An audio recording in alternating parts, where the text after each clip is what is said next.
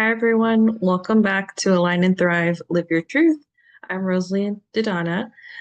Today, we're going to talk about, is it fear or is it intuition? 5 ways to know the difference. Um, so, we hear the word intuition talked a lot about lately. And, have you ever had that gut feeling or that thought or that knowing, um, and thought, is this my intuition trying to warn me about something? Or is this just fear trying to protect me from pain? And you get stuck in the middle of, gosh, this felt so deeply true and resonant. But then you start second guessing yourself and thinking, oh, well, I shouldn't think that. And maybe I'm wrong. And how do I know that to be true? And, then we start judging ourselves and even our gifts, right? Along the way. But this video is really for the women who are in transition, in moving from a place of survival, from people pleasing, from self abandonment, from those wounds that they used to carry, and now they're transitioning into leading from their soul, being self led, soul led. And, when you spend your whole life, a lot of us, like practically our whole life, overriding our intuition, our inner knowing, our inner voice, abandoning the truth of who we are to feel like we fit in, to feel safe. And then also not having the energetic boundaries to discern what's our own opinion or someone else's, and just lacking clarity all around, right? And, a lot of us we go through that healing process, and we're starting to take the steps, right? The baby steps in the right direction of, not doing those things anymore after we've moved through them, and healed them and seen them and released them. But what people don't often talk about is learning to trust yourself does take time, right? We hear all the time about how if in a relationship someone hurts you, it'll take time to build real trust with them again and believe in them. But what we don't realize is when we're on this inner work and journey of healing, it also takes time for us to learn to trust ourselves again. But so today I want to share, some things that will help that process and that journey of beginning to believe and trust in yourself again on a deeper level where you don't constantly second guess yourself. Um, in this video, we're going to talk about 5 ways to tell the difference between fear and intuition so that you can make the decisions from your highest self, right? Your highest alignment, and create the impact with those steps that lead to the abundant life that you're searching for in any area. So let's get into it. Number one, fear is loud and fast. Intuition is calm and steady. So if you've ever, tuned into your body when you have felt fearful, your heart might be racing. You might have a million thoughts going through your mind. It needs decisions fast now, right? Think about if you were caught in a line of traffic and cars were coming, you would act fast, right? Your thoughts would be racing to get you away from that danger. Um, but on you know in contrast, intuition is calm, is grounded, unbothered, slow. I don't want to say slow. I want to say ease or flow, right? And it might whisper, but it has this clarity, right? Because what happens is we might get that clarity, we might get that intuitive nudge, we might get that knowing, and then our mind comes, our ego comes and judges it and second guesses it and pushes it away. And that's where it gets muddy. That's where we lack the clarity. So people might think, oh, I don't think it's my intuition because it would be clear. But what happens is if you still have not trained your mind to, and, you know, to not do that, then the intuition might come. The second it comes, your mind has already pounced on it and transformed it into this mess that you then can't, then you then second guess and judge yourself for and think, oh, well, this must not be true, right? So pay attention to the voice in your head, or pay attention what's going on in your mind. Is it frantic? Is it pressured? Is it panicked? That's not your soul. That's not your intuition, right? It's more likely fear trying to keep you safe, operating from something that they see as unsafe because it's not familiar, it's not aligned with the programming in your subconscious, and it seems out of control, right? um so next time you get an intuitive hit, notice what happens while you're getting the intuitive hit and what happens after it,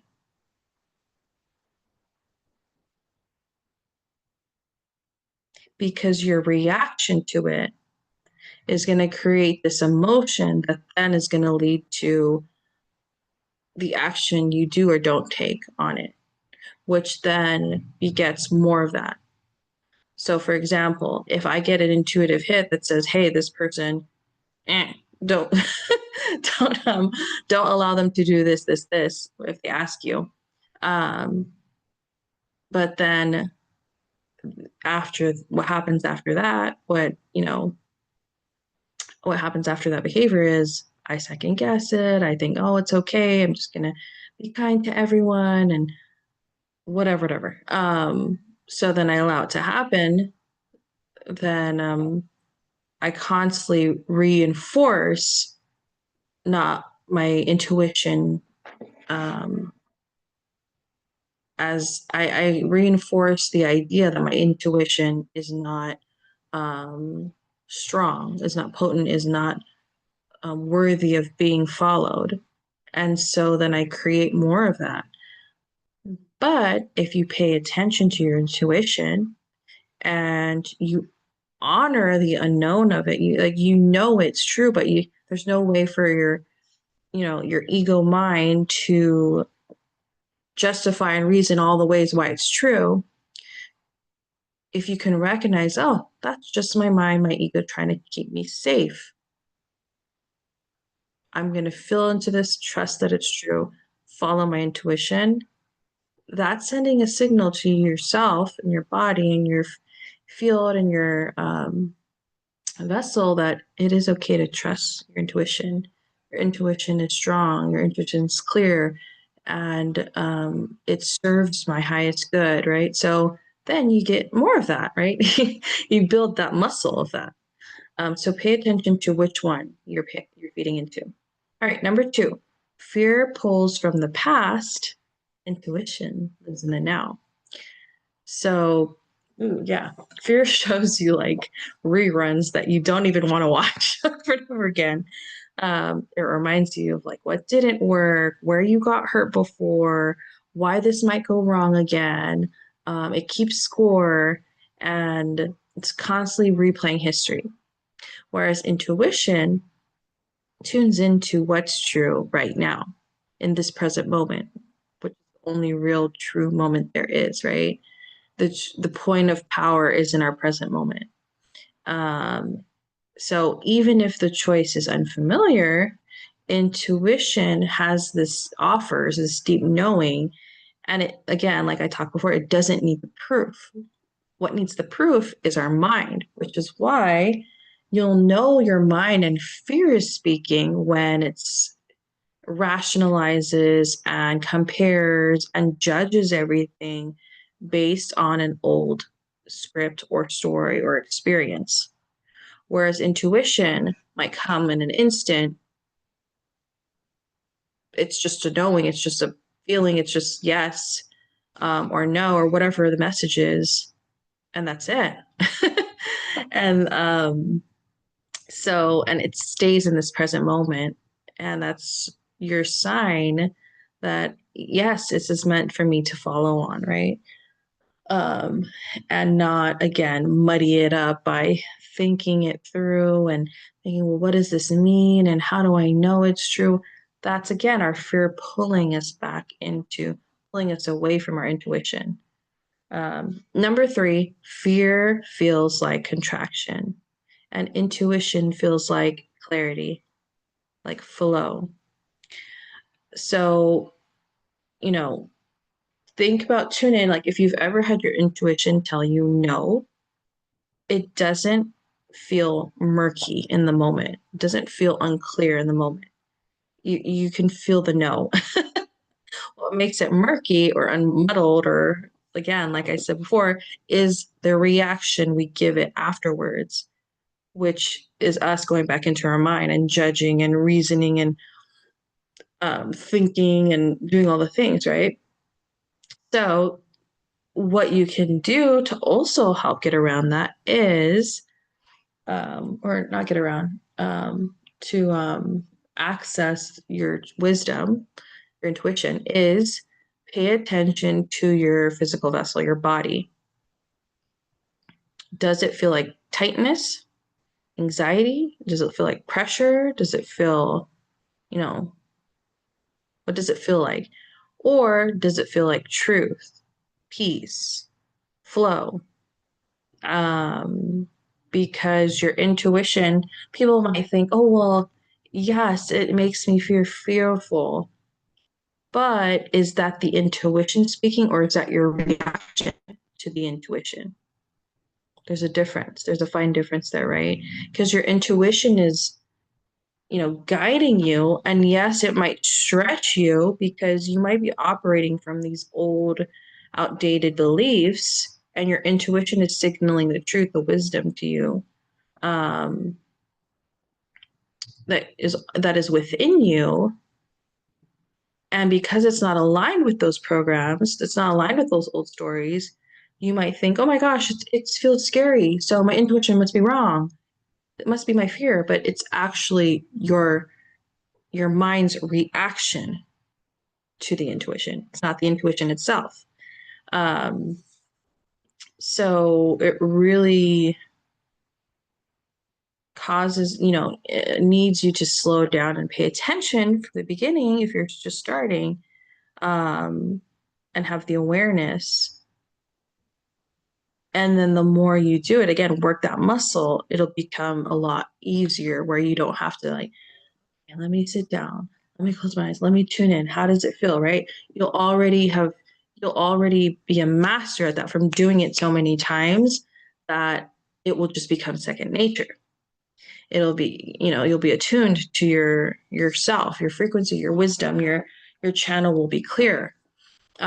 Which is, these are things that are empowering you to take action and to pay attention and become aware. And I also highly recommend, hiring a spiritual coach or a guide, or even if it's not me, like someone else that you want to work with to help you clear out those old limiting beliefs, those subconscious blocks, the programming, like this unsaid script that we're following, right? Or that you're following from your old past self or past traumas or experiences.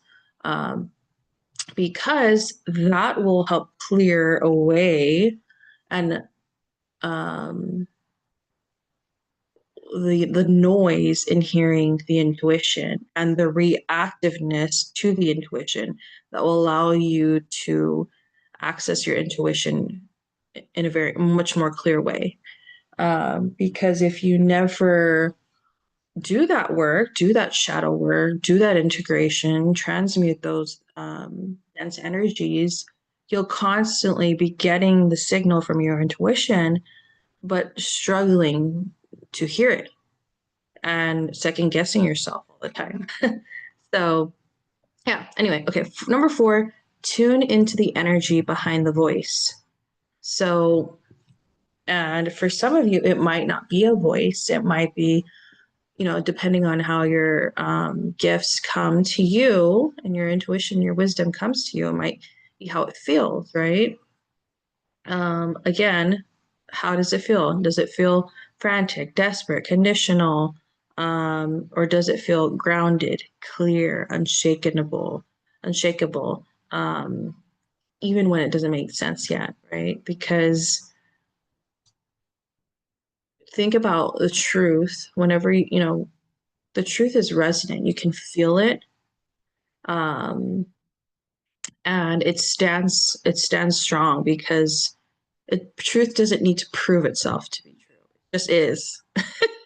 Whereas fear or falsehood or lack or um, all that stuff is screams so loudly because it wants you to believe it, right? It wants you to believe it. Um, so pay attention to how that feels because there might be a little difference, but more often than not, if it's a voice, sometimes we can just tell by what the voice is telling us that it's definitely not our intuition, right? um, and yeah, and how does that voice help, or how does that message in the voice make you feel when it's giving you that message? Because number 5, your body knows, right? Fear lives in the head, right? Anxiety lives in the head. Depression lives in the head. All this stuff. So means you're in your head too much. And intuition, accessing your wisdom, accessing your soul, wisdom is in your body. So drop your energy. You can even imagine all your energy around you, your energetic field. Bring your energy down below the neck, then below your waist. Feel it grounded in the middle of your abdomen. Drop it down to the bottom of your spine, rooted there. Feel strong and rooted, and allow that energy to seep down through your legs, through the bottoms of your feet into the earth, deep, deep into the earth. Keep going down. Feel your energy grounded into the earth, into the core of the earth, where it receives gold and white light, and it's being nourished and held by Mother Earth. Feel yourself fully grounded, right? And that's just a little guided meditation or visual you could do for yourself when you notice, oh my gosh, am I in my mind too much right now? Because that's a very clear indicator. That was the one for me when I was going along this journey of paying more attention to my intuition. Was I didn't realize just how much I was in my head because of this world we live in and all the distractiveness and the busyness of life. We think, oh, we got to do the next thing and the next and then that. But what it does is people are like, yeah, it stresses you out. Well, it stresses you out because you're constantly in this mental plane and you're not rooted and grounded in your body, in your truth. Um, and your body's trying to send you all these signals of what's not right, what's not aligned, but you're not hearing it. You're not accessing it. You're disconnecting from it because you're staying up here, constantly fixated, going all the time, um, which will keep you from hearing your intuition, hearing your wisdom. So drop in to that quiet, grounded, unlimited space within you. You can place your hand on your heart or your womb or both and ask yourself, does this feel like expansion or contraction? Breathe into it because notice how your body feels. Does it relax or does it brace itself? Does it constrict? Does it contract? Or does it feel like ease, flow, tension releasing, right?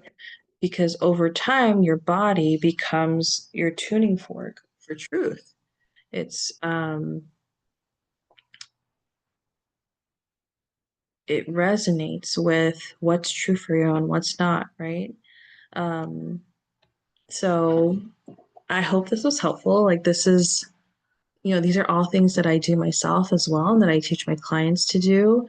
Because if you're in the season of making, new big decisions for yourself, even small ones that feel um, unknown, unsure of, right? Because you're on this trajectory of creating something new in your life because you're on this next level of expansion or wherever you're at in your journey. If you're just craving more clarity, more trust in yourself, more ease, um, know that your intuition is never lost, that it's always there, it's still waiting, even if you've disconnected from it, even if you never listened to it, even if you constantly judged it and second guessed it, it's still there, waiting for you to choose to listen.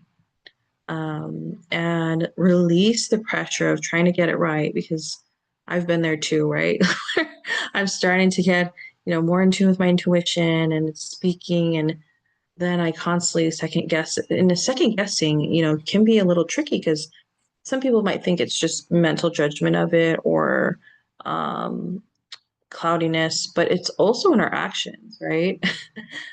Second guessing our intuition might look like asking for a sign constantly in order to validate your intuition, or doing an oracle card reading or a tarot reading to, again, receive some type of sign or affirmation that, yes, this was your intuition was correct, which, you might receive. And a lot of the times I did too. But we have, again, when we receive our intuition and we act from a place of, I need to validate it again and again and again through all these different modalities, you're sending the signal to yourself that I cannot trust myself. I'm judging myself. My, I'm not worthy of knowing the truth of who I am until I can reason it over and over again in my mind and prove it to others and myself why it's true.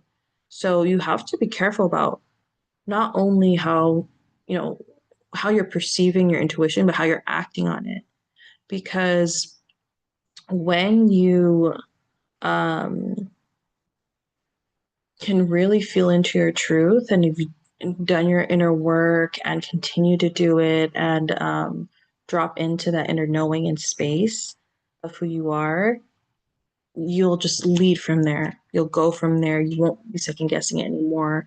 Um, and you'll follow it with full faith and conviction and surrender, um, the control over what it's going to look like in action. And that is when you are truly, deeply soul led.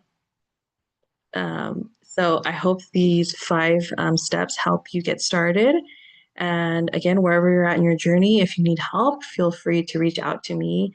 I am a soul alignment guide and healer, and my coaching one on one package, the expansion code, helps conscious, heart led women like yourself step into their next level of being by unlocking and activating your soul gifts and expressing those fully, by tuning into the frequency of abundance in all areas of your life and helping you transmute all those pains that you might be having that are from the past and turn them into power, into wisdom, into embodied um,